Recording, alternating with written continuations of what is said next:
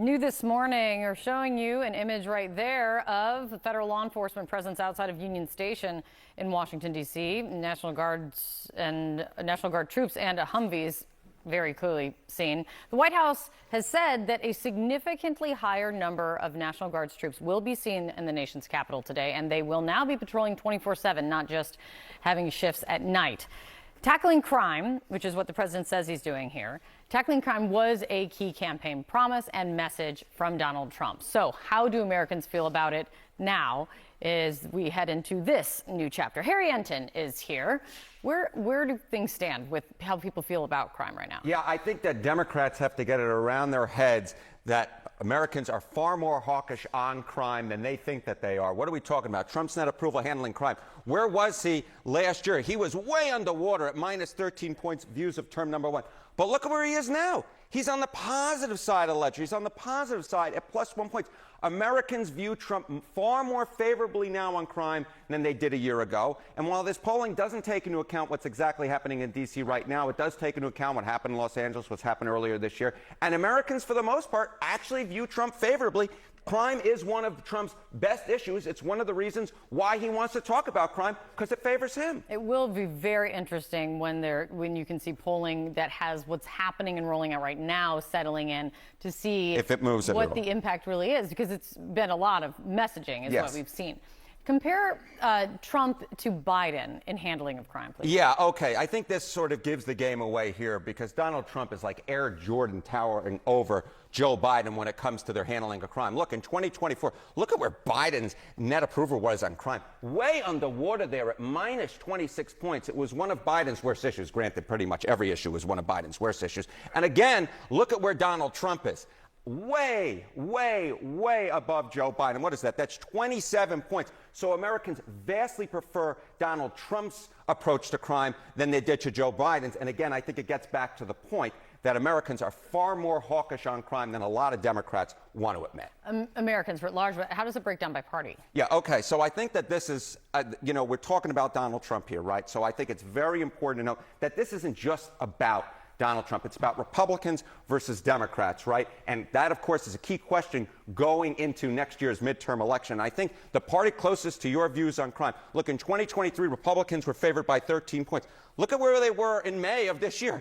Republicans were actually favored by 16 points. They actually gained ground on crime. They were maintaining their edge and actually added a little bit to it. So Republicans in the House, Republicans in the Senate, they absolutely want to be talking about crime. The more they feel that we're talking about crime, the better they feel that the electoral landscape is for them. Okay. It's good to see you. Thank you. Nice to see you, Kate. Jessica. And with us now is the former Republican governor of Minnesota, Tim Pawlenty, and executive committee chair for the New York State Democratic Party, Christine Quinn. Good morning to both of you, and thank you for being here with us. I want to start first with what Harry was just walking us through. Christine, we have the GOP plus 16 on the issue of who's closest to your views on crime. It's one of President Trump's strongest issues. And again, those numbers Harry just went through do not include polling with what's going on in D.C. right now. But as he noted, it does include what happened in Los Angeles, et cetera, the border. Do you think Democrats are misreading this situation? Well, I think the question really is what President Trump is doing really about making D.C. or other places safer, or is it a political stunt? And what we Democrats need to do is show kind of the hypocrisy here. If he really wants to help make D.C. safer, why isn't he coordinating with the mayor before this announcement? Why isn't he getting Congress to pass the D.C. budget so they know the resources they have and increase the resources so they can hire more police officers? Why isn't he filling the judicial seats that are vacant that are necessary to prosecute crime in D.C.? No one wants to be soft on crime. If you don't feel safe, it's very hard to thrive and as Americans. But is this really about making D.C. safer, or is it just about attacking blue area mayors? And Governor, I think that actually is an interesting question. What do you say to that?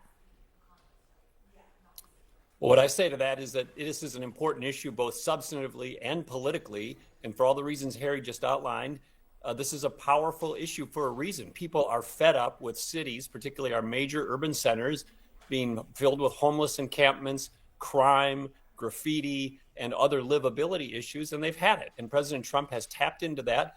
And by the way, it's not like he just came up with this problem now. D.C. has been dysfunctional for big parts of its modern history, and no mayor, no city council has really made substantial progress. It's a mess, and I'm glad that he's actually taking bold treatment towards D.C. They need a shock, and they're getting it. Christine, New York's Governor Kathy Hochul, obviously a Democrat, she deployed hundreds of National Guard troops to the subway system last year and said that the crime there declined by 27% in the following year. Is that different than what the president's doing now? You know, what the governor did was in coordination with the mayor of the city of New York. It was a partnership to try to address a crime category that was spiking. That's not what's happening here. But, you know, if the president is really concerned about homelessness in Washington, D.C. and in the rest of urban America, and I share a deep concern about that. Nobody, Republican, Democrats, nobody wants people living on the street or encampments in their neighborhood. But if there is really a concern about that, then he needs to change his budget, because his budget is full of not just cuts, slashes to programs that get homeless people off the street and get them into permanent housing. What will increase homelessness in Washington, D.C. and in New York and elsewhere is the budget that Trump has proposed and is now pending in Congress.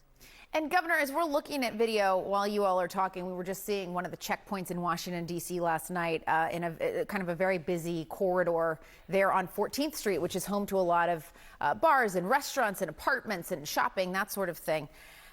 And you see, it looks aggressive. Do you think, you know, there's been so many instances with President Trump where people have said, we agree with the idea of what you're doing. It's the implementation that we don't love. And when you look at this, it does look like an aggressive push. Do you think that they are at risk of that here?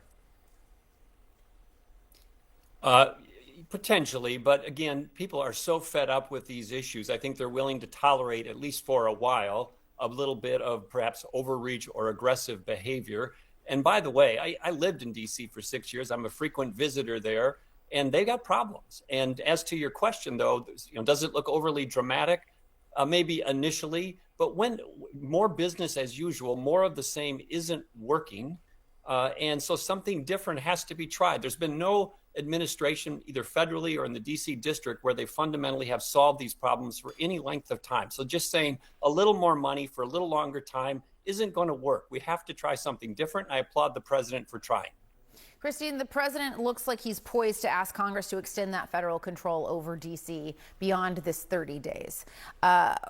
Democrats are obviously in the minority. What do they do here? How do they handle this? You know, I think this really is at a moment where Democrats need to stand up, be united, and send a message to America that, yes, we want crime to go down, but we want it to be a real coordinated effort with localities, not this where things are just forced on a jurisdiction without even given the real support, like budget increases, like judicial appointments that would get crime, not just to stay down for one news cycle when you're trying to distract from other things, but would really stay down long term. The Democrats need to send that message clearly that, yes, we are against crime, but we're not for political stunts that are not really going to help our cities. All right, Governor Tim Pawlenty and Christine Quinn, our thanks to both of you. Thanks for being here.